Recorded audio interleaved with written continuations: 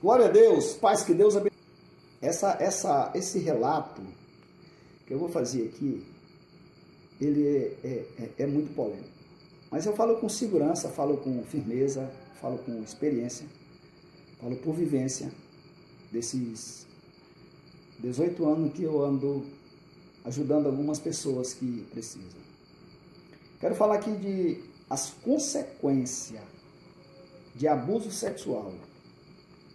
O que se caracteriza abuso sexual? E como se identifica que você tem uma tendência, tem algo para ser consertado na sua vida relacionado a abuso sexual? Quem abusa de alguém? Quem pode e que tipo seria esse? Para começar, os abusos que você sofre pelo pai, ele é grave.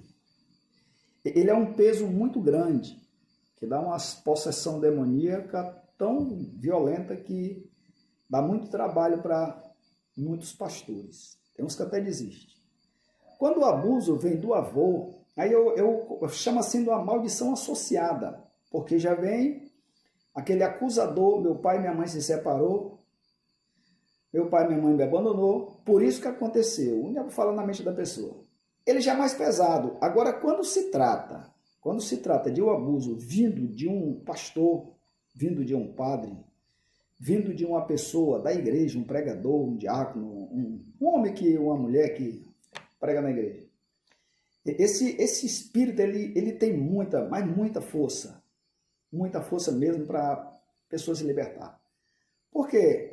Quando ela é abusada pelo pai, ela corre para o avô. Abusada pelo avô, ela disse: agora eu vou correr para onde? Vou correr para a igreja, falar com o padre ou falar com o pastor. Aí chega lá, o padre vai abusar, o pastor vai abusar, o irmão, o diácono vai abusar. Ela disse: eu vou para onde agora?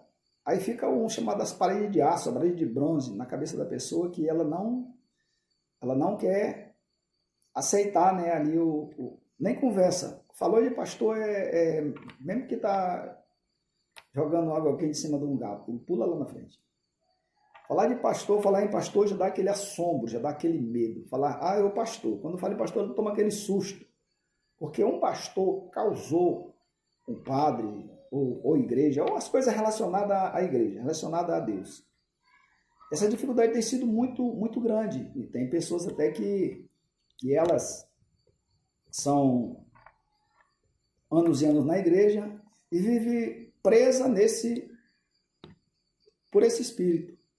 E a prisão é tão grande que elas botam uma corda no pescoço e se suicida, se mata enforcada. Especificamente, o enforcamento, o suicídio, ele é causado por pessoas que foram abusadas sexualmente. Agora vamos para a relação do que é abuso sexual. Um simples toque malicioso, a pessoa pode entender, dependendo da mente, do temperamento, que está sendo aliciada, sendo abusada. Uma brincadeira numa piscina, a pessoa toca nos órgãos ali por acidente. A pessoa está no quarto, a pessoa passa olhando ali. A pessoa está num ônibus, a pessoa se escora ali, fica fazendo esses gestos, coisas sexuais. Colocar num colo da pessoa e uma criança sentir aquele volume. E o próprio ato em si, dependendo do nível do ato, a possessão, a opressão, ela vai ser muito mais elevada. Vai surgir logo, vai surgir rápido. Mas se for apenas um pequeno susto, alguma coisa mais simples, ela não vai aparecer logo, vem aparecer depois de uns 40 anos, 50 anos, começa a aparecer.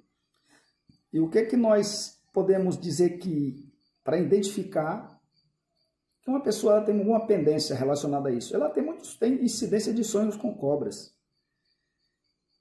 E aí desse sonho com cobra, ela começa com a tontura, começa com ânsia de vômito, vai passando por uma queimação, alguma coisa que comeu, vai sofrendo de gastrite, vira úlcera e depois a morte.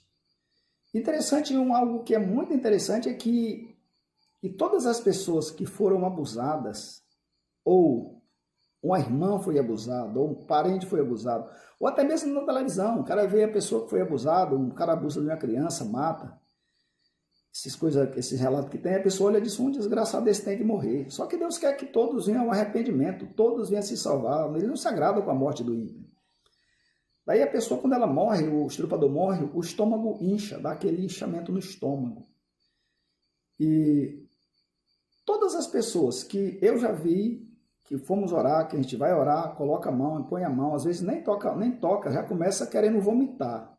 A gente para de orar e conversa com a pessoa e explica, pergunta para ela se ela passou por algum constrangimento. Já alguns casos de criança de 6 anos de idade ter uma empregada em casa e a empregada mulher pega a criança e vai tocar nela, vai abusar dela ali com todo jeito, com carinho. Não deixa de ser um abuso. E, diga-se de passagem, abominável. E aí, quando é adulto, fica preso naquela maldição.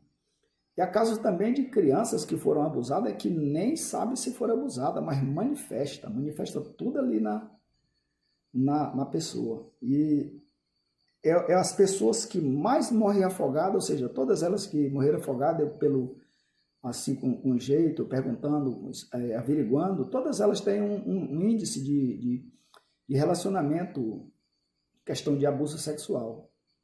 As pessoas que morrem engasgadas têm um índice também muito grande de ter revolta com o estrupador, essas coisas todas. Porque você que tem raiva de estrupador, querendo que o estrupador morra, começa a aparecer esse tipo de sentimento. Tem umas pessoas que ficam muito angustiadas, não se dá com o que mais se separam. E aí, como fazer isso aí para se libertar?